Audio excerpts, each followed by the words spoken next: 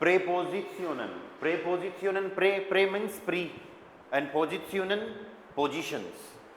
तो यहाँ पर हम कुछ ऐसे वर्ड सीखने वाले हैं अब जर्मन में जो किसी सब्जेक्ट या ऑब्जेक्ट की पोजीशन बताते हैं, जो किसी सब्जेक्ट या ऑब्जेक्ट की पोजीशन बताते हैं। पर ऐसे भी वर्ड आएंगे जिनसे आपको लगेगा इसमें क्या पोजीशन है, पर वो वर्ड्स प्रीपोजिशन के अंडर में काउंट होते हैं। ठीक है, पोजीशन बता तो रहे हैं सब्जेक्ट ऑब्जेक्ट की, लेकिन लगते हमेशा ऑब्जेक्ट से पहले हैं। ये वर्ड्स लगेंगे हमेशा ऑब्जेक्ट से पहले हैं।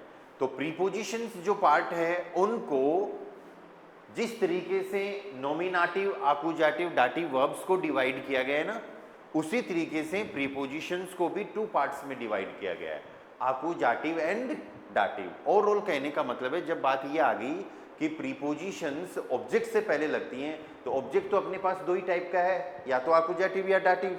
ठीक है, ओके। अब आर्टिकल्स जो डिसाइड होंगे, दे वाले आर्टिकल, आइन वाले आर्टिकल, या फिर पॉजेसिव आर्टिकल, ये जितने भी आर्टिकल जो डिसाइड होंगे ये अब दो तरीके से होंगे। पहले हम वर्ब देख रहे थे ना, अब हमको प्रीपोजिशन भी देखना है। हमको हमेशा ये देखना है कि वर्ब, नाउन, जो आर्टिकल अपने चेंज करना है उससे पहले क्या आ रहा है। जो नाउन का आर्टिकल चेंज करना है ना, उससे पहले वर्ब आ रही है तो वर्ब के हिसाब से, और प्रीपोजिशन आ रही है तो प्रीपोजिशन के हिसाब से। ठीक है, तो यहां पर सबसे पहले हम प्रीपोजिशंस के टाइप देखते हैं। तो तीन टाइप की प्रीपोजिशन है अपने पास। फर्स्ट प्रीपोजिशन आकुजाटिव प्रीपोजिशनन, जो कि 7 प्रीपोजिशंस हैं। ठीक है, आकुजाटिव प्रीपोजिशनन। द सेकंड वन डाटिव प्रीपोजिशनन, ये 9 है। एंड द थर्ड वन वेक्सल प्रीपोजिशनन, वेक्सल प्रीपोजिशनन, ये भी 9 है। ठीक है, अब आप सोच रहे होंगे नॉमिनेटिव कहां चला गया। नॉमिनेटिव प्रीपोजिशंस नहीं है अपने पास अभी। ठीक है, क्यों नहीं है, क्योंकि नॉमिनेटिव तो सब्जेक्ट होता है, और सब्जेक्ट से पहले हमें प्रीपोजिशन नहीं लगानी है ना। प्रीपोजिशन हमेशा किससे पहले लगेगी, ऑब्जेक्ट से पहले। आकुजाटिव ऑब्जेक्ट, डाटिव ऑब्जेक्ट वाली प्रीपोजिशंस, एंड वेक्सल, वेक्सल के अंदर आकुजाटिव एंड डाटिव दोनों आएंगी। ये आकुजाटिव डाटिव होने का क्या मतलब है, आकुजाटिव डाटिव होने का क्या मतलब है।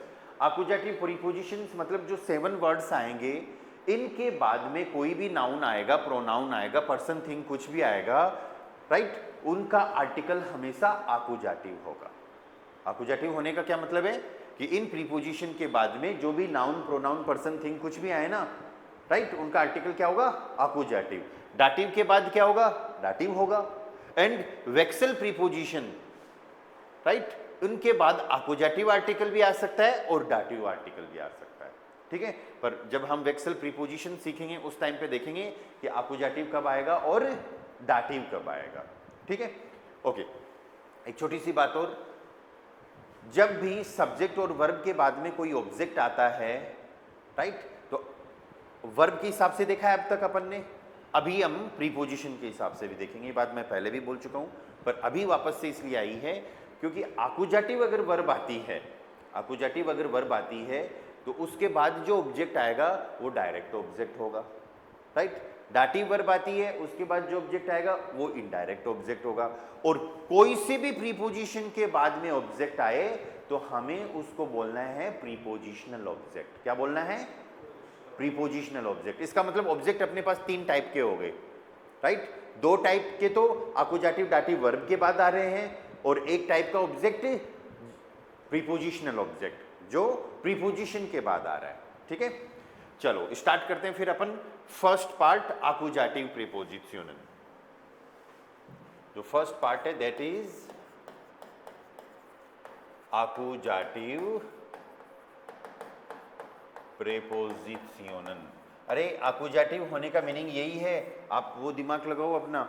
हमने जो टेबल्स लिखी थी ना, इश मिश मियर दू डिश डियर वाली टेबल, या फिर डेर दी दास दी, डेन दी दास दी, आइन आइन आइन, माइन माइन माइन, जितनी भी टेबल्स आई हैं उनमें अब सिर्फ आकुजाटिव पार्ट ही यूज करना है, चाहे पर्सन की टेबल हो चाहे थिंग की टेबल हो, ठीक है। अब ये आकुजाटिव जो प्रीपोजिशन है 7 वर्ड्स, ये कौन कौन से हैं देखो, फ्यूर या है ना पहले, ओने, गेगन, ओम, बिस, डूर्स, एंटलांग। ये 7 वर्ड्स आपको लर्न करने हैं और ये याद रखना है, ये 7 वर्ड्स हमेशा आकुजाटिव होंगे, राइट। ये 7 प्रीपोजिशंस के बाद में जो भी नाउन आएगा, राइट, या फिर प्रोनाउन आएगा, वो हमेशा आकुजाटिव होगा, ठीक है। फ्यूर का मतलब है फॉर, किसी चीज के लिए, किसी पर्सन के लिए। ओने इज विदाउट, के बिना। गेगन का मतलब हो गया अराउंड, अराउंड कौन सा वाला, आसपास वाला, आसपास वाला, या फिर अगेंस्ट, खिलाफ। एट, एट ये फिक्स टाइम के लिए यूज करना है आपको, एंड इसका मीनिंग अराउंड भी होता है। इस अराउंड का मतलब है चारों तरफ, चारों तरफ। बिस का मतलब हो गया टिल। डोर्स मीन्स वाया या फिर थ्रू, किसी चीज से होकर, किसी जगह से होकर। एंटलांग इज अलोंग, ठीक है। क्या क्या मीनिंग आ रही है इनके देखो, फ्यूर फॉर, के लिए, किसी भी पर्सन के लिए, किसी थिंग के लिए, बहुत इजी प्रीपोजिशन है।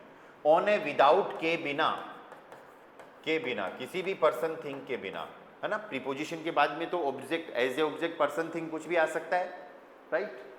गेगन, गेगन का एक मीनिंग हो गया अराउंड, आसपास, और दूसरा अगेंस्ट। अगेंस्ट का मीनिंग क्या होता है, खिलाफ, या। एंड यूज करना है एट, फिक्स टाइम के लिए कि XYZ टाइम पर, या फिर अराउंड, चारों तरफ, ठीक है। बिस यूज करना है टिल, तक। डोर्स मीन्स वाया, थ्रू, से होकर, किसी जगह से होकर, ठीक है। एंड एंटलांग का मतलब अलोंग, सहारे सहारे, इसके मल्टीपल मीनिंग्स हैं, सहारे सहारे, किनारे किनारे, साथ साथ, सहारे सहारे, किनारे किनारे, या फिर साथ साथ, ठीक है। तो हर प्रीपोजिशन से रिलेटेड अपन को सेंटेंसेस बनाने हैं अभी, ओके। डायरेक्ट हम जर्मन में सेंटेंसेस बनाएंगे, हिंदी इंग्लिश का डिस्कस करते हुए। तो 1 बाय 1 स्टार्ट करते हैं। First preposition is for. पहली कौन सी आ रही है, फ्यूर। फ्यूर का मतलब हो गया फॉर, ठीक है। जैसे I have a book for you, पहला सेंटेंस क्या है, आई हैव ए बुक। अब इसके अंदर देखो, I have a book, subject verb object है ना, इतना पार्ट तो अपना पहले के सेंटेंस की तरह चलेगा जो अपन ने पहले सीखा है। एंड फॉर यू, अब ये प्रीपोजिशनल ऑब्जेक्ट हो गया, तो आई को क्या बोलने वाले हैं अपन, इश। हैव के लिए हाबे, इसके हिसाब से क्या आ गया, हाबे। एक बुक, एक किताब, आइन बुक, इश हाबे आइन book, I have a book. यहां तक नॉर्मल सेंटेंस बना। हाबन आकुजाटिव था, बुक न्यूट्रल था, आइन के टेबल में आकुजाटिव न्यूट्रल आइन आर्टिकल आ गया। यहां तक ये आर्टिकल आया अपना हाबन वर्ब के हिसाब से। हमको हमेशा ये देखना है हमारे नाउन से पहले वर्ब है या प्रीपोजिशन। नाउन से पहले वर्ब है तो उसका आर्टिकल उस वर्ब के हिसाब से आएगा। अब नेक्स्ट पार्ट आ रहा है फॉर यू। तो फॉर को हम क्या बोल रहे हैं, फ्यूर। फॉर को फ्यूर बोल रहे हैं ना। एंड यू, यू कौन है, तुम। और फ्यूर कौन सी प्रीपोजिशन है, आकुजाटिव। तो दू का आकुजाटिव क्या हो जाएगा, डिश, ठीक है। तो यहां पर सेंटेंस क्या बना, इश habe ein Buch für dish. तो अब ये फ्यूर जो डिश जो है ये किसके हिसाब से आया है, फ्यूर के हिसाब से आया। नाउन हो, प्रोनाउन हो, पर्सन थिंग कुछ भी हो, हमें हमेशा ये देखना है उस ऑब्जेक्ट से पहले क्या है। उस ऑब्जेक्ट से पहले अगर वर्ब है तो वर्ब के हिसाब से आर्टिकल लगाओ, उस ऑब्जेक्ट से पहले प्रीपोजिशन है तो प्रीपोजिशन के हिसाब से आर्टिकल लगाओ। अगर ये सेंटेंस ऐसे होता, I have a book for the teacher, teacher के लिए मेरे पास एक किताब है, ठीक है। तो यहां पर डिश की जगह हम चेंज कर देते टीचर। टीचर को क्या बोलते हैं, लेरर, मेल होता है, राइट, ऑब्वियसली मेल होता है। प्रीपोजिशन कौन सी है, आकुजाटिव। फॉर ए टीचर, तो आइन की टेबल में आकुजाटिव मेल हमको क्या मिलेगा, आइनन, आइनन लेरर। अगर ये टीचर फीमेल होती तो हम इसको कर देते आइने लेररिन। आ रही क्या कोई बात समझ में? Right, okay. अनदर सेंटेंस, दूसरा सेंटेंस देखो।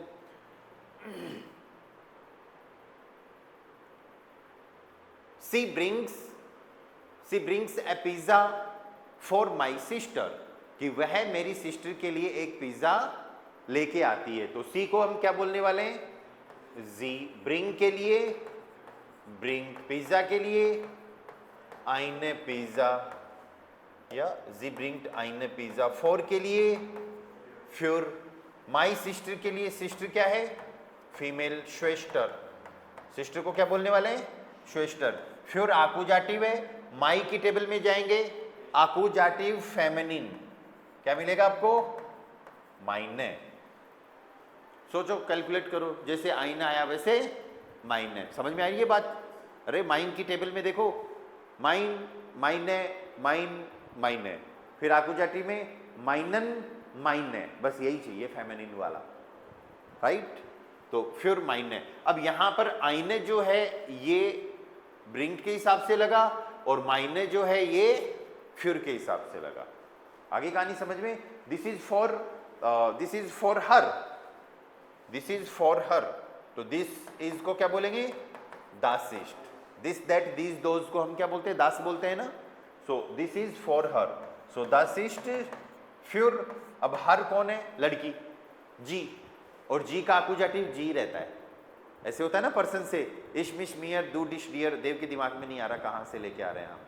टेबल याद करनी पड़ेगी, है ना? अभी हम लास्ट टॉपिक पढ़ रहे हैं और आपके दिमाग में शुरुआत की चीजें नहीं आ रही। देखो आपको कितना रिवाइज करना है। या this is for her, so दासिस्ट फ्यूर जी। ये जी कहाँ से आए? इश मिश मियर दू डिश डियर एर इन इम एस एस इम जी जी ईयर। तो जी आकुजाटिव वाला हमने यहां पर लगाया।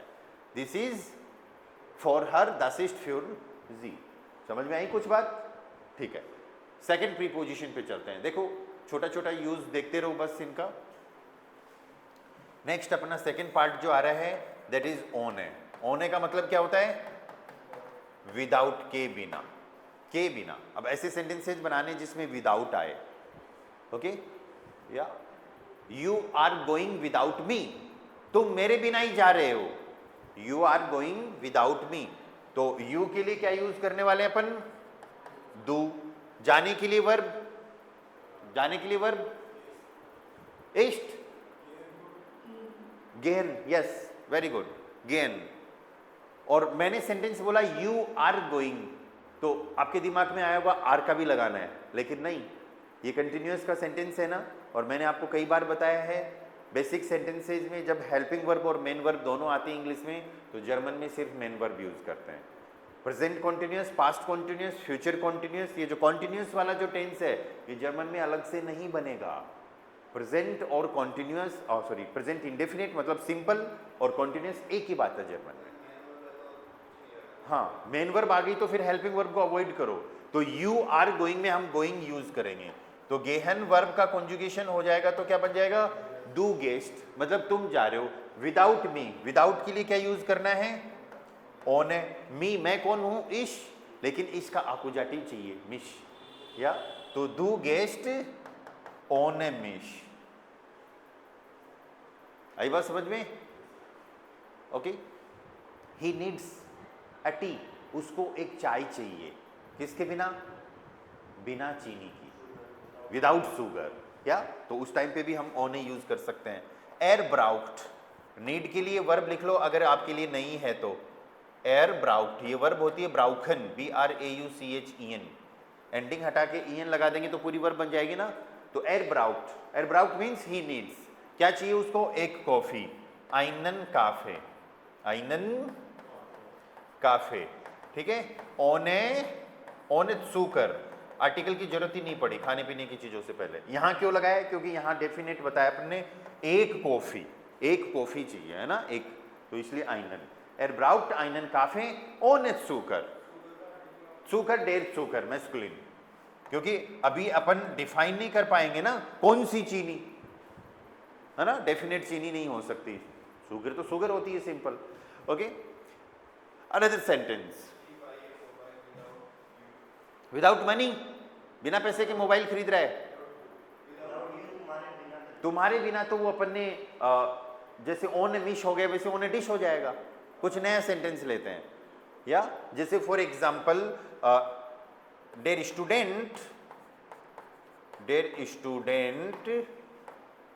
स्टूडेंट कॉम्ट, स्टूडेंट आ रहा है, the student is coming without homework, बिना होमवर्क के आ रहा है।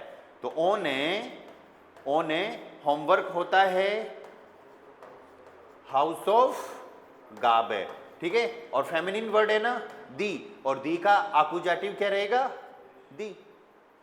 सेंटेंसेस बनाना इजी आ जाएंगे, बस आप तो ये देख लो प्रीपोजिशंस जो हैं इनका यूज क्या क्या हो रहा है, ठीक है। यहां पर आप मॉडल वर्ब भी बना सकते हो, या यहां पर आप मॉडल वर्ब भी बना सकते हैं। I can help you without money, मैं बिना पैसे के तुम्हारी हेल्प कर सकता हूं, ठीक है।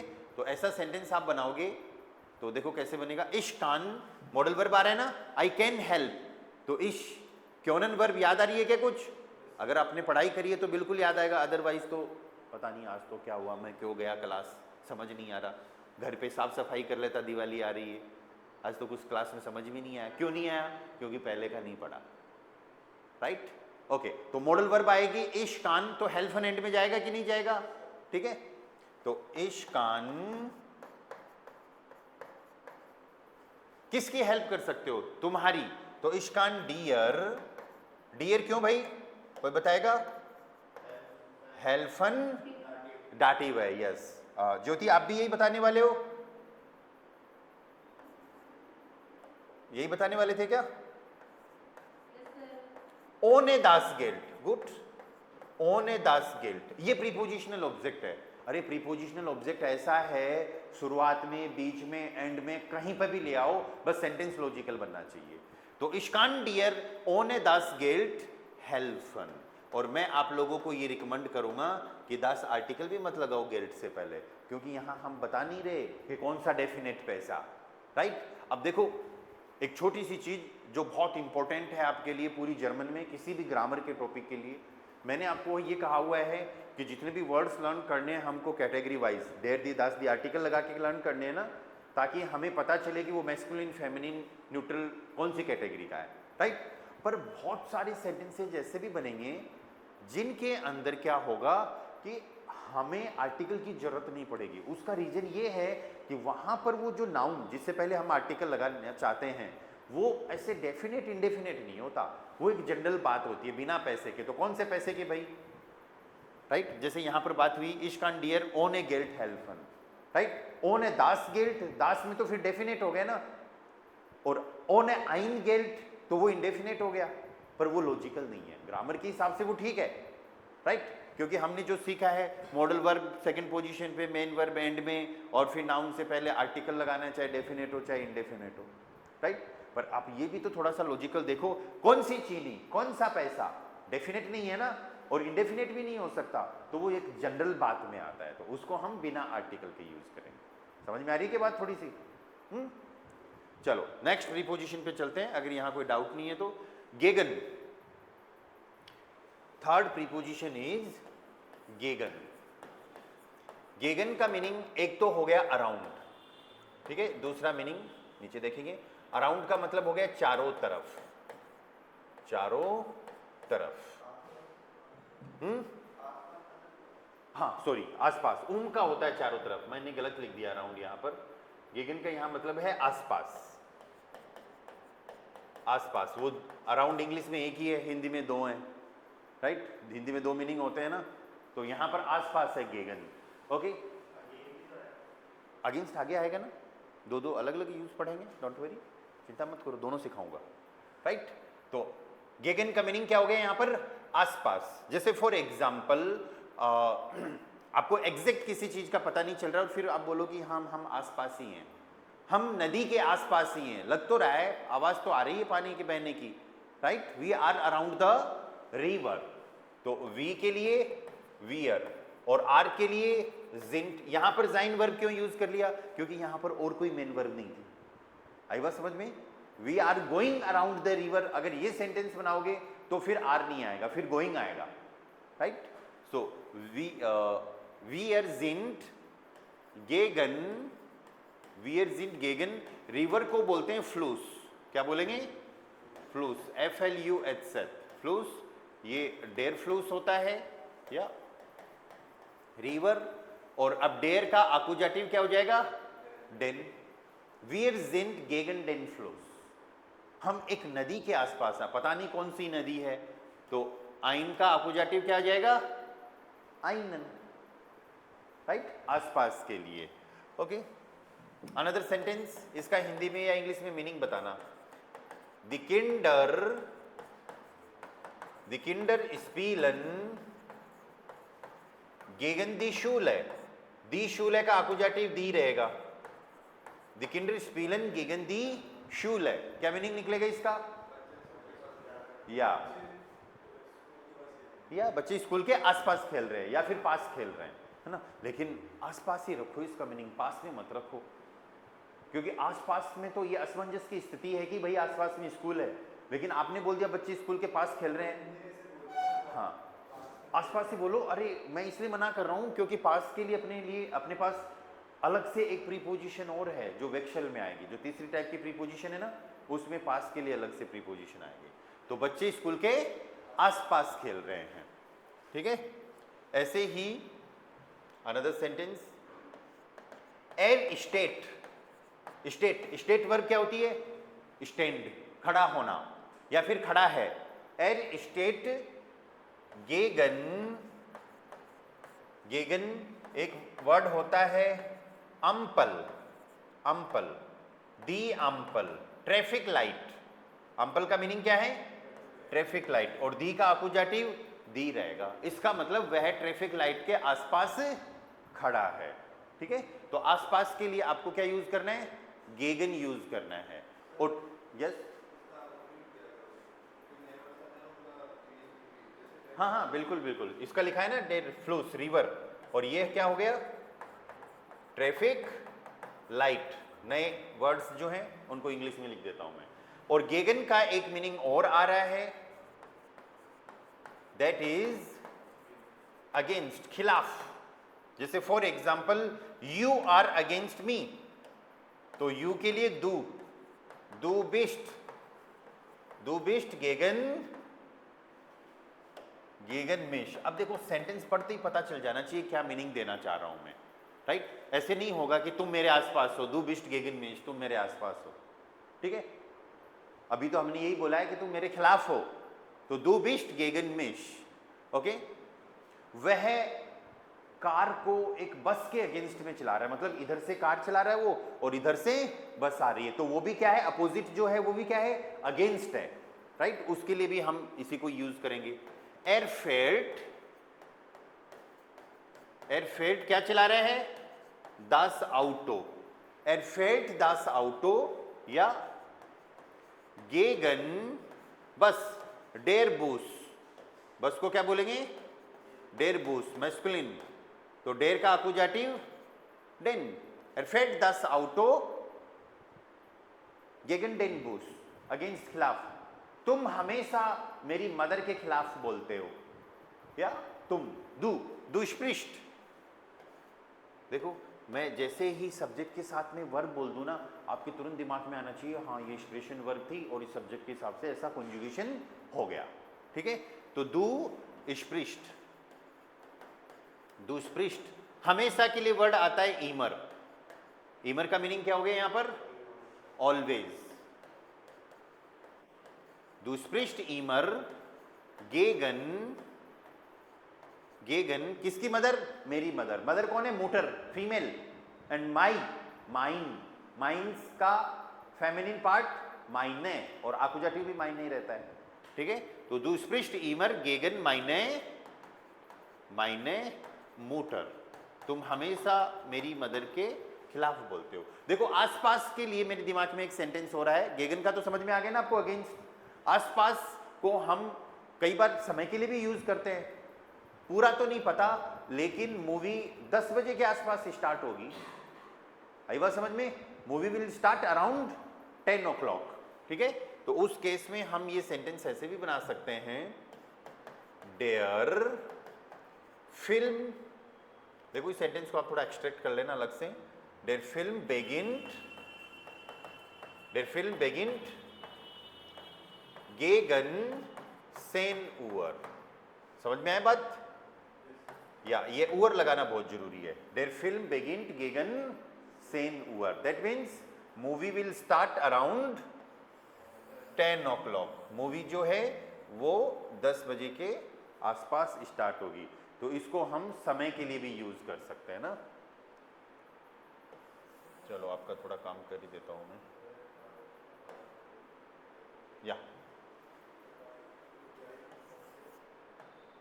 ठीक है अभी, देयर फिल्म बेगिन्ड गेगन 10 Uhr, तो समय से रिलेटेड भी आप इसको बोल सकते हो।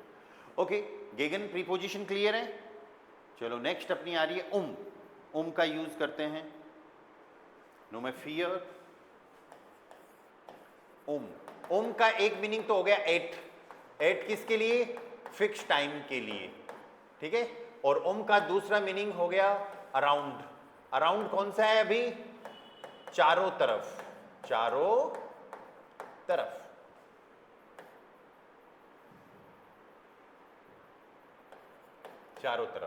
ठीक है। तो सबसे पहले फिक्स टाइम, आप कोई भी एक्टिविटी कर रहे हो, कुछ भी काम कर रहे हो, किसी एक पर्टिकुलर टाइम पे कर रहे हो, ठीक है, तो फिर आपको उम का यूज करना है। पर्टिकुलर फिक्स टाइम होना चाहिए।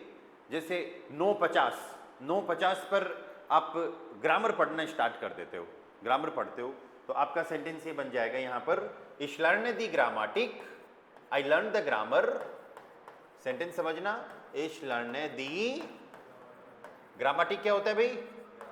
ग्रामर। उम फिक्स समय के लिए, या टाइम अपन ने सीखा है ना, समय कैसे पूछते हैं बताते हैं। या 9:50, या फिर सेन फॉर सेन, ऐसे बोल सकते हैं कि इसको सेन फॉर सेन, 10 मिनट और हैं 10 बजने में। आई बात समझ में? आप ऐसे भी बोल सकते हो कुर्स फॉर सेन, थोड़ी देर और है। याद करो, चीजें रिवाइज करते रहो तभी होंगी। ऊवर और लगा दो, टाइम बिल्कुल अलग भी हो सकता है। या वह 11 बजे आएगा, एर कॉम्ट ओम 11 Uhr। अब देखो मैंने ये बोला वह 11 बजे आएगा, तो ये तो फ्यूचर का सेंटेंस है ना। फ्यूचर के सेंटेंस में वेर्डन लगाना चाहिए सेकंड पोजीशन पे, मेन वर्ब एंड में, पर यहां क्यों नहीं लगाया? क्योंकि टाइम इंडिकेटर आ गया। याद करो, अगर अपकमिंग फ्यूचर वाला टाइम इंडिकेटर आ जाता है तो वेर्डन की जरूरत नहीं पड़ती, मेन वर्ब को ही सेकंड पोजीशन पर यूज कर सकते हो।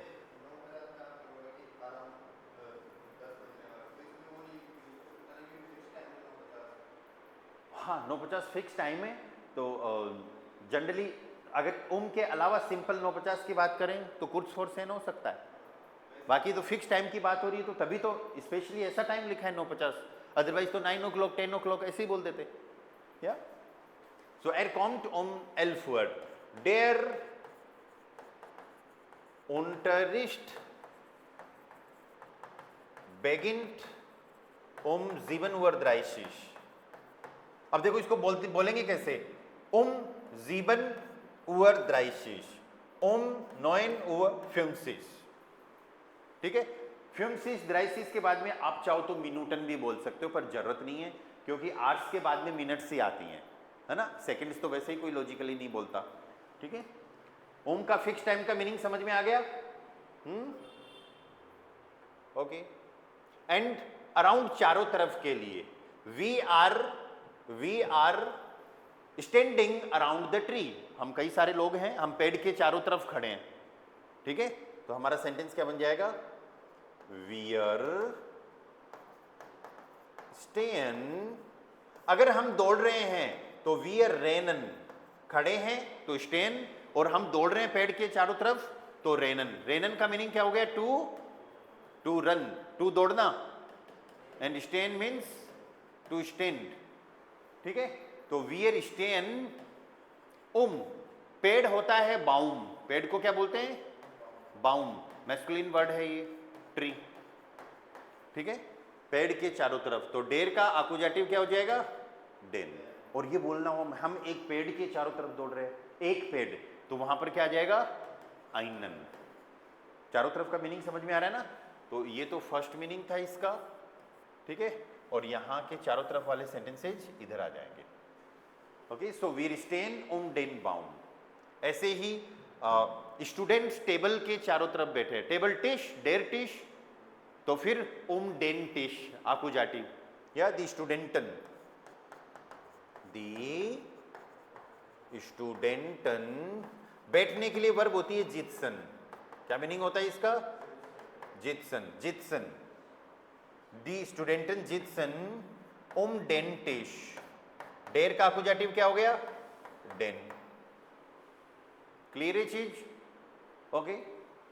बिल्ली सोफा के चारों तरफ दौड़ रही है, दी कात्से। बिल्ली को क्या बोलेंगे? दी कात्से। कात्से इज कैट, या दी कात्से लॉफ्ट।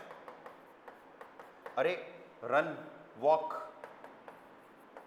रेनन टू रन, ये तेज दौड़ने वाला। एंड लाउफन, ये वर्ब होती है लाउफन। लाउफन, इसको आप लिख लो अभी नोटबुक में, LAUFEN। लाउफन का मतलब होता है वॉक करना, तेज चलना, पर वो रन के केस में ही आता है ना। सो दी कात्से लॉफ्ट दास सोफा। दास सोफा को सोफा ही बोलेंगे, जोफा भी बोल सकते हो आप चाहो तो, या तो दास का आकुजाटिव दास हो जाएगा। यहाँ पर वर्ब अपने पास जो नहीं आ रही हैं वो एक तो लाउफन होगी, LAUFEN। लाउफन का मीनिंग हो गया टू वॉक,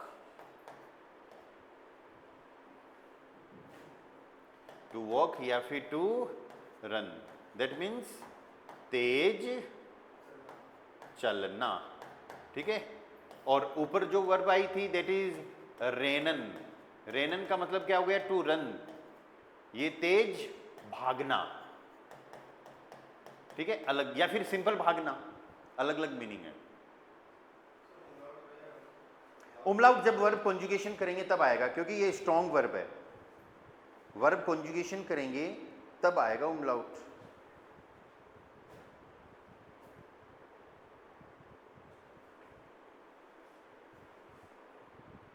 डन? क्लियर है ये प्रीपोजिशन? चलो दोनों यूज आ गए इसके। नेक्स्ट अपनी प्रीपोजिशन है बिस। ये तो बहुत इजी है। बिस, बिस का मीनिंग हो गया टिल। बिस का मीनिंग टिल, तक, कहीं किसी जगह तक। ओके, अब इसका सिंपल यूज पढ़ लो, क्योंकि एक प्रीपोजिशन तो ये बिस होगी आकुजाटिव की, और एक वो डाटिव की प्रीपोजिशन सु आ रही थी ना बार बार अपन जब ग्रामर पढ़ रहे थे। हाँ, इस दोनों प्रीपोजिशन के कॉम्बिनेशन से हम एक नया यूज पढ़ेंगे, मतलब दो प्रीपोजिशन एक साथ आ जाएंगी, है ना। कई बार ऐसे होता है ना कि अपन को कोई बोलता है यार मेरे को ही छोड़ दे वहाँ तक, तो फिर अपन क्या कहते हैं? मैं तो बस यहीं तक ही जा रहा हूँ। ऐसे कई बार किसी केसेज में होता है ना कि इस सिर्फ स्कूल तक, उस रास्ते तक, एक पर्टिकुलर जगह तक, मतलब उसके आगे नहीं जा रहा, बस वहीं तक ही जा रहा हूँ। तब तो हमें चाहिए होगा बिस के साथ एक डाटिव प्रीपोजिशन सो का कॉम्बिनेशन। अभी हम सिंपल सेंटेंस बनाते हैं यहाँ पर। ओके, जैसे फॉर एग्जाम्पल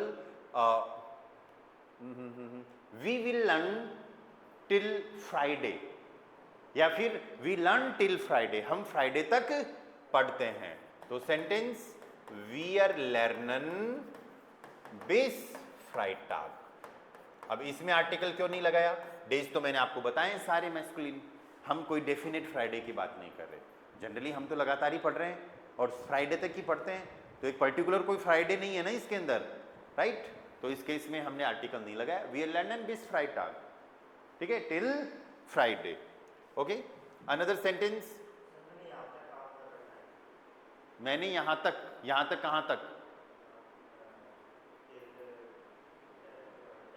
ओके, आप कहीं पे खड़े हो और फिर बता रहे हो कि देखो मैंने यहां तक तो मैंने कर दिया, ऐसा कुछ, तो फिर पेपे स्वाई में सेंटेंस बनेगा आपका। पेपे स्वाई पता है ना सबको, जाइन हावन सेकंड पोजीशन पे। ओके, पर उसके बाद में नाउन नहीं आ रहा ना, फिर आपका सिंपल सा सेंटेंस यही बन जाएगा, इशहाब बिस हियर। बिस हियर का मतलब टिल हियर, और अर्बाइटन की थर्ड फॉर्म गे अर्बाइटेड, मैंने यहां तक काम कर दिया, ओके। मैंने ग्रामर तक पढ़ लिया, वोकेबलरी और बुक बाकी है, तो फिर पेपे स्वाई का सेंटेंस बन जाएगा इशहाब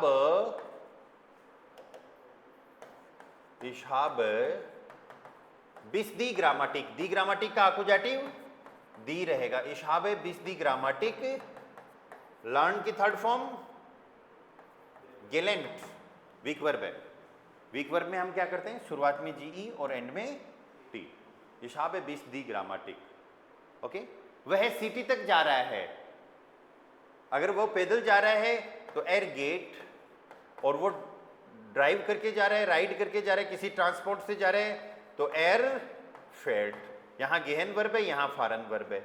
एर फेट बिस दी स्टार्ट का अकुजाटिव दी रहेगा स्टार्ट। स्टार्ट क्या होता है, सीटी। बिस का यूज समझ में आ रहा है, okay. We will learn till 8:30, हम 8:30 बजे तक पढ़ेंगे। टाइम के केस में भी आ सकता है वियर लर्नन बिस अक्टूबर द्राइशिश। उवर का पार्ट पहले बोलना है ना। वियर लर्नन बिस अक्टूबर द्राइशिश। समझ में आ रही है बात? क्वेश्चन कोई कुछ पूछना है? या ज्योति सारी प्रीपोजिशन क्लियर हो रही है क्या?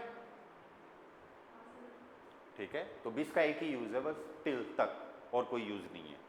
ठीक है फिर सॉरी टिल 9 o'clock। हाँ तो कोई दिक्कत नहीं है, फिर टीवी देखने की वर्ब ले आएंगे अपन। या वी वॉच वियर जेन या बेस नॉयन ओवर फैन। अब एक्चुअली क्या है, यहां पर देखने के लिए तो वर्ब जेन है, लेकिन टीवी देखने के लिए वर्ब है फैन जेन। टीवी देखने के लिए वर्ब क्या है, फैन जेन। और अपना एक जो टॉपिक अभी बाकी चल रहा है सेपरेबल नॉन सेपरेबल वर्ब का, राइट, उसके अंडर में आती है ये वर्ब। उसमें क्या होगा कि जब इस वर्ब को यूज करेंगे तो फैन सेंटेंस के एंड में आ जाएगा, राइट। जो सेपरेबल वर्ब्स होती हैं उनमें क्या होता है, वर्ब से पहले कुछ ना कुछ प्रीफिक्स होता है, वर्ब को सेकंड पोजीशन पे यूज करना है, उस प्रीफिक्स को सेंटेंस के एंड में यूज करना है। ठीक है, तो फैन जेन में टीवी भी आ गया और देखना भी आ गया, तो इसका मीनिंग क्या हो गया, टू वॉच टीवी। अगर स्पेशली टीवी की बात कर रहे हो, नाउन की बात कर रहे हो, तो आप इसको यूज कर सकते हो डेयर फैन जेयर या फिर दास फैन जेन। दोनों का मीनिंग क्या हो गया, टीवी, अगर नाउन की बात कर रहे हो। और वर्ब की बात कर रहे हो टीवी देखना, तो टू वॉच टीवी फैन जेन। जेन सेकंड पोजीशन पे यूज कर लेंगे वियर के हिसाब से, और फैन एंड में आ जाएगा। हाँ अलग अलग भी है ना। न्यूट्रल एक्चुअली मैस्कुलिन में है मेन, तो न्यूट्रल में होने का रीजन है। न्यूट्रल में कैसे हो गया, न्यूट्रल में ऐसे हो गया कि अपन किसी भी वर्ब को नाउन बना सकते हैं। इधर देखो फैन जेन, स्पेलिंग सेम है, प्रोनाउंसिएशन सेम है, डिफरेंस क्या है, एक आर्टिकल लग गया और एफ को कैपिटल कर दिया। नाउन का फर्स्ट लेटर कैपिटल है ना, तो हम किसी भी वर्ब को नाउन बना सकते हैं। कैसे, उसका फर्स्ट लेटर तो कैपिटल कर दो और उससे पहले फिक्स आर्टिकल लगा दो दास। ठीक है, लेजन, लेजन क्या होता है, टू रीड, लर्नन टू लर्न, लेकिन दास लेजन रीडिंग।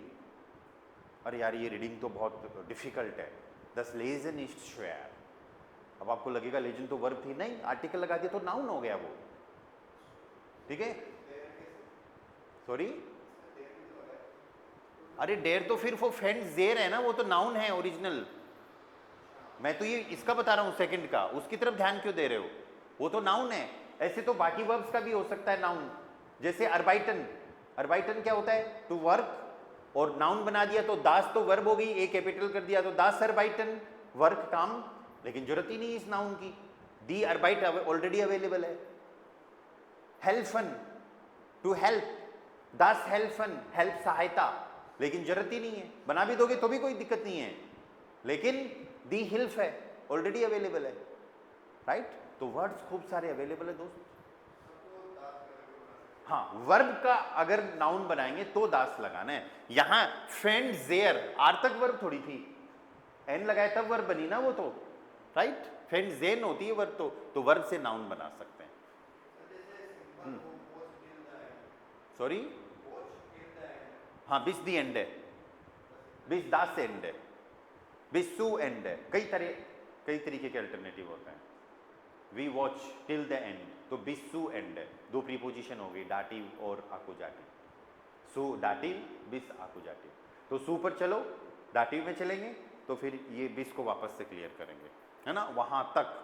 या सू क्यों लगाया, क्योंकि वो जो एंड हो गए उसके बाद कुछ नहीं है ना, तो एक्चुअली बिस तो क्या कर रहे हैं, टिल की बात कर रहे हैं, और सू ये बताना चाह रहे हैं कि अब इसके और आगे नहीं। ठीक है, आपको कोई डाउट? वैभव, ज्योति, डाउट नहीं है तो फिर अपन नेक्स्ट पे चलते हैं। डुर्स, डुर्स, डुर्स का मीनिंग क्या हो गया, वाया या फिर थ्रू, से होकर, से होकर। अब यहां पर इस प्रीपोजिशन को अपन को तब यूज करना है, आप एक लोकेशन पे हो, दूसरी लोकेशन पे आपको जाना है और बीच में कुछ ना कुछ और एरिया आ रहा है, तो आप उस एरिया से होके जा रहे हो। जैसे फॉर एग्जाम्पल बच्चा दरवाजे से होके आ रहा है, अब कहाँ आ रहा है वो बात अलग है, लेकिन बच्चा दरवाजे से होके आ रहा है। द स्किन्ड, क्या सेंटेंस बनेगा, द स्किन्ड, बच्चे को क्या बोलेंगे, किड, न्यूट्रल। आने के लिए कॉम्ड, और अगर जा रहा है तो हम यूज कर लेंगे गेट। द स्किन्ड कॉम्ड, बच्चा आ रहा है, द स्किन्ड गेट, बच्चा जा रहा है। ठीक है, कैसे जा रहा है, दरवाजे से होके। डुर्स, डोर्स, और दरवाजे को बोलते हैं ट्यूअर, फेमिनिन वर्ड है, डोर इसका मीनिंग हो गया, या, और दी का आकुजाटिव क्या हो जाएगा, दी। द स्किन्ड गेट डोर्स दी ट्यूअर, हम घर जा रहे हैं सिटी से होकर, we are going to home through the city, via the city. Okay, so वी आर फॉरेन, और आपको याद हो तो मैंने एक फिक्स यूज बताया था घर जाने के लिए, नाक हाउस है, याद किया क्या आपने? अब प्रीपोजिशंस में ये वापस से आएगा। नाक हाउस का मीनिंग क्या होता है, टू होम, घर। वी आर फॉरेन नाक हाउस है, we are going to home. ठीक है, कैसे जा रहे हैं, डोर्स, नो नो, कार से नहीं जा रहे, वो अलग चीज है।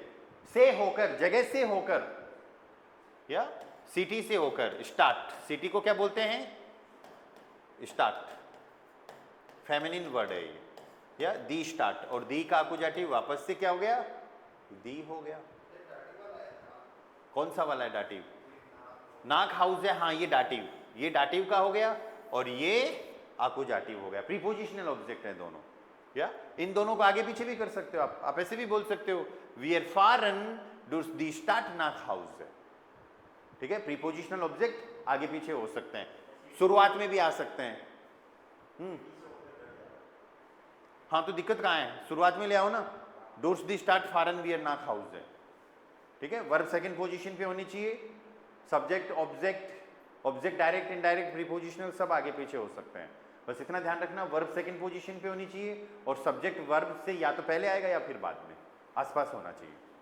ठीक है, डोर्स का और देखो, वह पार्क से होके जा रहा है, एयरगेट, एयरगेट, एयरगेट डोर्स, पार्क होता है डेयर, और डेयर का अपोजिटिव डेन, पार्क को पार्क ही बोलते हैं, मैस्कुलिन वर्ड होता है। एयरगेट डोर्स देन पार्क, थ्रू द पार्क। अब कहां पर जा रहा है वो बात अलग है, वो फिर अपन डाटिव प्रीपोजिशन सीखेंगे तो उनमें कुछ प्रीपोजिशंस और आएंगी, तब चीजें अपन और ऐड करेंगे। ठीक है, तो डोर्स का मतलब क्या हो गया, किसी चीज की थ्रू होकर। ठीक है, कई बार हम ऐसे बोलते हैं कि मुझे तो इस बात का किताब से पता चला, न्यूज़पेपर से पता चला, I get the information through the newspaper, तो वो थ्रू के लिए फिर क्या यूज करेंगे, डोर्स यूज करेंगे। Ich bekomme die Information, sentence ich bekomme, bekommen का मतलब क्या होता है, to get, to receive. Ich bekomme die Information, Ich bekomme die Information, plural कर दो, die Informationen या durch die Zeitung, दी का अकुजेटिव दी रहेगा। न्यूज़पेपर को क्या बोलने वाले हैं? साइटुंग। साइटुंग का मतलब न्यूज़पेपर। और अगर आपको इंफॉर्मेशन बुक से मिली है तो डूर्स दास बुक। आप ये बोलना चाहो मुझे तो एक बुक से मिली है तो डूर्स आइन बुक। तुम्हारी बुक से मिली है तो दाइन बुक। आ रहा कुछ समझ में? तो किसी चीज से, किसी जगह से होकर, थ्रू के लिए या वाया के लिए या फिर थ्रू के लिए, दोनों का मीनिंग के लिए अपन को जर्मन में क्या यूज करना है? डूर्स यूज करना है। द हाँ, तो डूर्स das Fenster, das Licht geht durch das Fenster। Okay, यहां लिख देता हूं, das लाइट को बोलेंगे list, LICHT, das Licht geht, या फिर खिड़की से आ रही है, kommt durch das Fenster। फेंस्टर न्यूट्रल है ना? फेंस्टर का मीनिंग क्या हो गया? विंडो, खिड़की, DOW, window. Clear? Okay, sentences खूब सारे बनाना, ठीक है? प्रीपोजिशंस पूरी कर लो और फिर खूब सारे सेंटेंसेस बनाओ, मैं भी आपको सेट करूंगा। या and the last preposition number 7 is एंटलांग। एंटलांग का मतलब होता है अलोंग।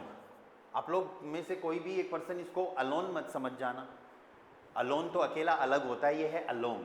अलोंग का मतलब होता है जैसे फॉर एग्जाम्पल ये कोई रोड जा रही है, ये कोई रास्ता जा रहा है, ये कोई नदी जा रही है या हाईवे का रास्ता जा रहा है, पगडंडी जा रही है, तो आप इसके साथ साथ की बात करते हैं, आप इसके सहारे सहारे, किनारे किनारे की बात करते हैं, तो इसको क्या कहते हैं? अलोन। कोई दीवार है, दीवार के सहारे सहारे, दीवार के साथ साथ, जैसे जैसे दीवार आगे बढ़ रही है, अब दीवार तो चलेगी थोड़ी, हम ही बढ़ेंगे आगे तो, लेकिन उसके साथ साथ, सहारे सहारे, किनारे किनारे, इसके लिए अपन को क्या यूज करना है? एंटलांग यूज करना है। ओके, और इस प्रीपोजिशन के साथ में आपको एक बात और नई ध्यान में रखनी है कि इस प्रीपोजिशन को हमें सेंटेंस के लास्ट में यूज करना है, ठीक है? बाकी हम जनरली क्या कर रहे हैं? पहले सब्जेक्ट फिर वर्ब, कोई ऑब्जेक्ट है तो ठीक है, अदरवाइज हम सीधा भी प्रीपोजिशन के बाद में ऑब्जेक्ट लगा रहे हैं। पर एंटलांग प्रीपोजिशन के साथ में क्या करेंगे?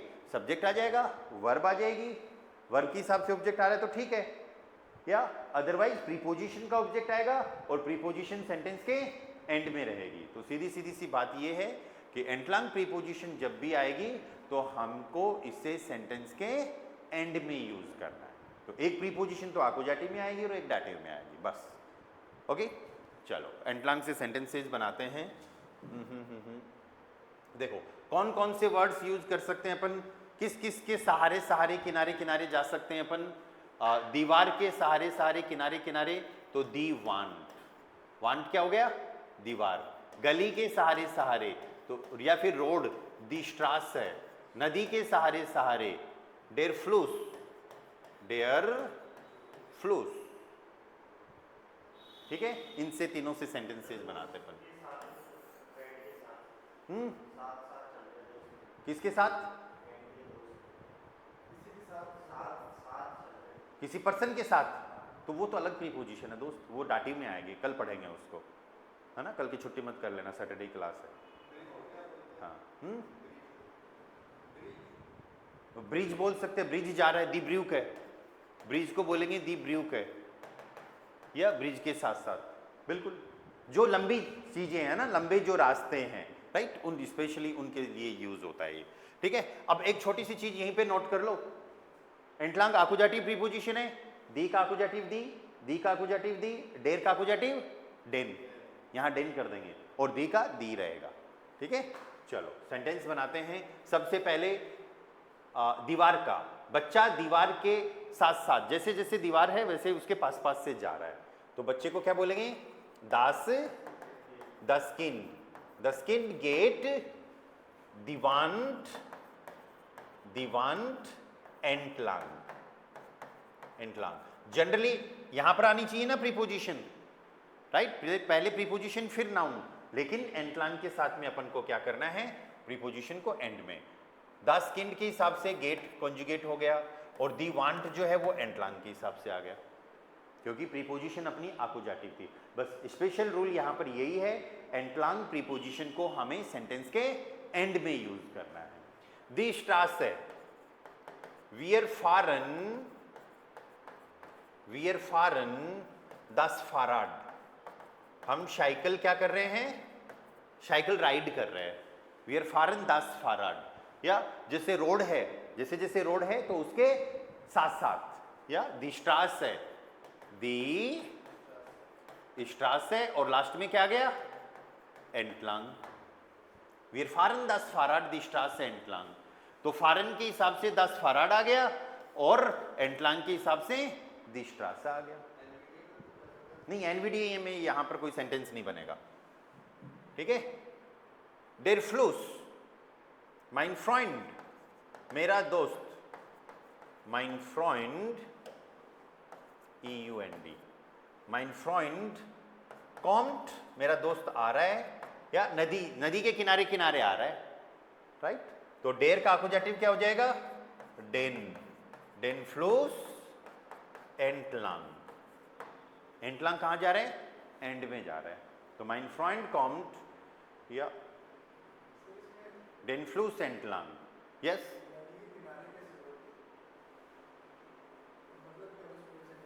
इसका मतलब हो गया कि वह नदी के साथ साथ जा रहा है, जैसे जैसे नदी जा रही है तो नदी के अंदर थोड़ी जाओगे, नदी के ऊपर थोड़ी जाओगे। एक रास्ते पे नदी है और आप उसके साइड में, जैसे जैसे नदी है तो उसके पास पास जा रहे हो। इसका मतलब क्या है, ये कोई रास्ता है, ब्रिज है, नदी है, या फिर कोई दीवार है और उसके साथ साथ, उसके किनारे किनारे। कोई दीवार के ऊपर तो नहीं चलेगा जनरली, राइट। कोई दीवार है, ये दीवार है तो इसके मैं इस तरफ ऐसे जा रहा हूं, राइट। तो यहां पर ये किनारे सहारे सहारे हो गया, उसके किनारे किनारे हो गया, उसके साथ साथ हो गया, या ठीक है। तो स्पेशली एंटलांग किसका मीनिंग दे रहा है, अलोंग का, या my friend comes along the river. आई बात समझ में, या we are riding the cycle along the street, the child is going along the wall.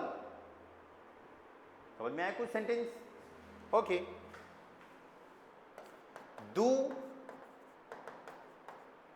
Du fährst das Motorrad, du fährst das Motorrad, मोटोरराड क्या होती है, या मोटोरराड, motorcycle, bike. Du fährst das Motorrad die Brücke entlang, ब्रूके क्या हो गया, ब्रूके ब्रिज, और एंटलांग आ गए यहां पर। इसका मतलब ये नहीं है कि तुम ब्रिज पर गाड़ी चला रहे हो, एक तरफ ब्रिज है और दूसरी तरफ सर्विस रोड वगैरह पे तुम बाइक चला रहे हो।